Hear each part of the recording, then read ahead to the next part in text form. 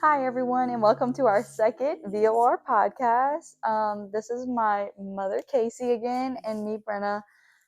Today, we are just going to take a deeper dive into her background with my sister. And I mean, of course, I'll be a part of some of that story, but mainly it's going to be her just telling her story and how she saw it through her lens. So, if you want to just take it away from here. So in 2002, my daughter Katie was born. She was 2 days old and they discovered the tumors on her heart.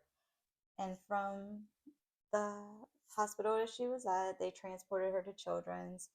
And the next time I seen Katie, she was on complete life support. And it was just unbelievable to see her, from holding her like a little baby to every kind of, I guess, IV and respirations, everything being done for her, and it was just so surreal. Well, days later, they came about where they had to do more testing, and the tumors on her heart were the largest, and they were blocking her aorta. So the doctor said that she wasn't quite strong enough to do open heart surgery, that we needed to wait a couple days or a couple weeks.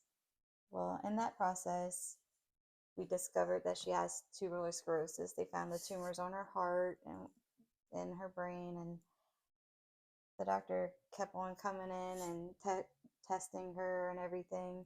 And probably 6 days into everything, he came out and said that the tumor on her aorta had shrank just enough for the blood to flow. So she didn't have to have open heart surgery, and he would start taking off one machine at a time. And it was like a miracle. In 2 weeks, Katie was home with us. Yeah, that So was a that miracle for was sure. absolutely, she's just been a warrior and a fighter since day Literally. one. So along the lines, Katie, when she was around 2, started having seizures. She would have 20 or more seizures a day. It was just surreal to see her go through so much, and all the medications. She was on medications for an adult while she was 2 years old, and it was really hard. And I also had a younger son. My son is about 18 months younger than Katie. So I had a new baby. I had a 2-year old with tuberous sclerosis, having seizures all the time, and on heart medication, and had a almost teenager. So it was just all over the place. Mm-hmm. Well, years went by, and Katie was still having tremendous amounts of seizures.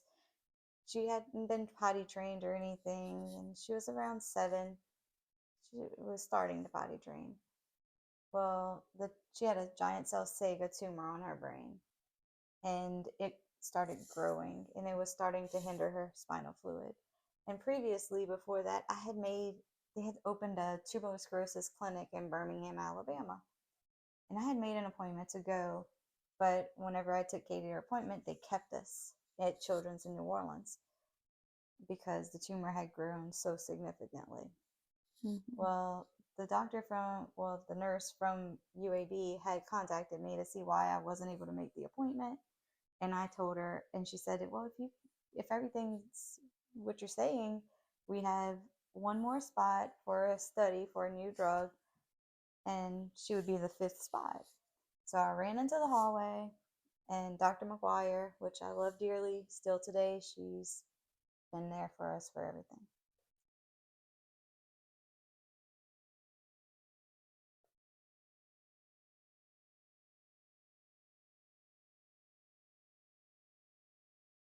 You got this. She was in the hallway, and I gave the phone to her, and she told the doctors. And the next day, my mom and I were going to Birmingham, and Katie was on a placebo drug.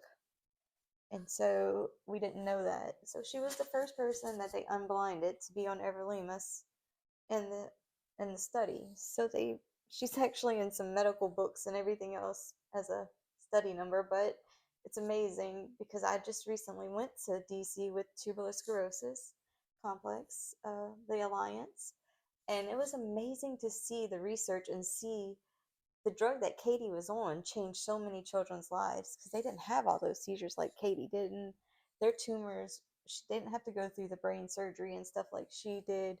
So it's just amazing to see the research. But going back to when Katie was little, she was very aggressive, and we just could never get the aggression under control.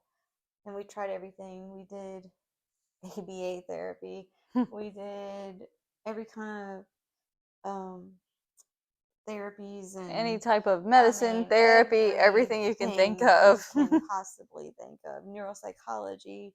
It was just nonstop, and it was really hard. Well, the older Katie gotten, the worse it was getting. So, to give you more perspective, she's now 22 years old, and she's about 3 years old mentally. So, if you can just put in your mind of a 3-year old having a tantrum, but in a 22-year-old body, it's hard to handle. And we weren't able to handle her anymore. Mm-hmm. So, in 2018, Katie had she had both Parkinson's white, and she had to have heart surgery. Yep. And it was really hard. The heart surgery was difficult, and in the process, I thought I hurt my back caring for her. And Brenna took me to the doctor, and we learned that at 39 years old, I had to have a total hip replacement. Mm-hmm. That was a shocker because we were just expecting not that for sure. Yeah, that was a lot. So that was total life changing for us. And the Katie was gotten so aggressive, and the more she knew that I think even without the hip replacement, and I couldn't help barely any anymore because I had a walker, and so it had gotten really, really bad. The aggression got really bad. Yeah, they would have to lock me in the room so she didn't come in there and try to harm me or anything like that. And it was just heartbreaking as a mom, just knowing that I was so helpless. And we had reached out for help at numerous places. At these private facilities. Correct. Yes. And just even in home care. We've tried everything in home care. As soon as anyone heard aggression or saw that she's so multiple diagnoses, they denied us. So, a autism specialist in Baton Rouge had told me that I really needed to find placement for her. So he actually assisted me in finding placement. And I mean, Pinecrest has been heaven sent for us. And because it's state facility, they're not allowed to turn you down. And people do not realize that. And so they get very bad reputations and stuff like that. But that's the place of last resort. And they get the most severe. So that's why you hear. Yes. But it's Pinecrest is a campus-based facility, so it's amazing. It's like a little city. That's It's like right. their own little city, and That's I right. love it. So Katie's been there since 2019, and she's just been thriving there. And nothing's perfect. We have had some bumps along the road, but that's why we're here, to make sure that every individual who does not have a voice is heard, like Katie, and they can have their best life. Yes. And we're here to advocate for them. We're here to advocate for places like Pinecrest that are open and thriving, that they continue to be open and thriving for people like us, that places that allow for children with disabilities to have job opportunities, just like it says, and just any assistance for disabled. That's what we're here for. We're here for people that cannot speak for themselves, and we're here to love on everybody. ICF is not right for everyone, and we understand that. And with VOR, that is the voice. It's not made for everyone at ICF. In-home care is not made for anyone else.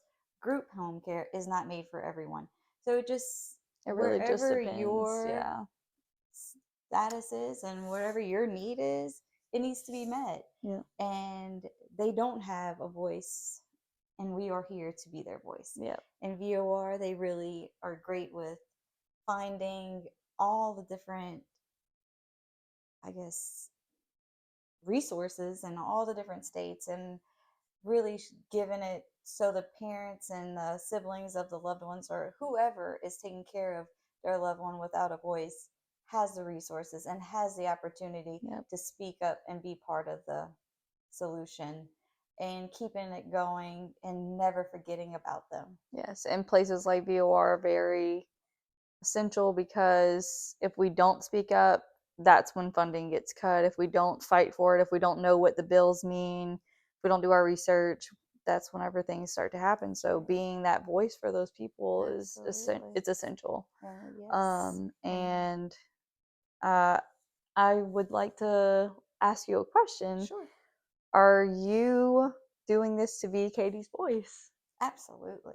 I am totally Katie's voice. Yes. And I'll go to Washington next week, and I'm looking forward to it. To be Katie's voice again? That's right. And I have lots of meetings with the Louisiana Congress and senators and congressmen and senators, and I'm looking forward to it. Just letting them know that she's there, she matters. And another thing I do always stress is because not everyone can be there. Because if Katie still was with me, there's no way I can go there. Yes. And so that's another thing that a lot of people don't truly understand is it's not that we're not here, it's that we are so overwhelmed caring for our loved ones that we can't physically be in some of those places. And also a lot of the, I guess, population of the siblings and adults and stuff are aging too, because everyone's gonna age, unfortunately. But so that's another thing, and we just want to make sure our loved ones are taken care of even after we're gone. Right. And then And the torch will be turned to Brenna once I'm gone, and she'll have to keep gladly, it up. gladly. Yeah, I do feel like it's just so important though for us to be Katie's voice.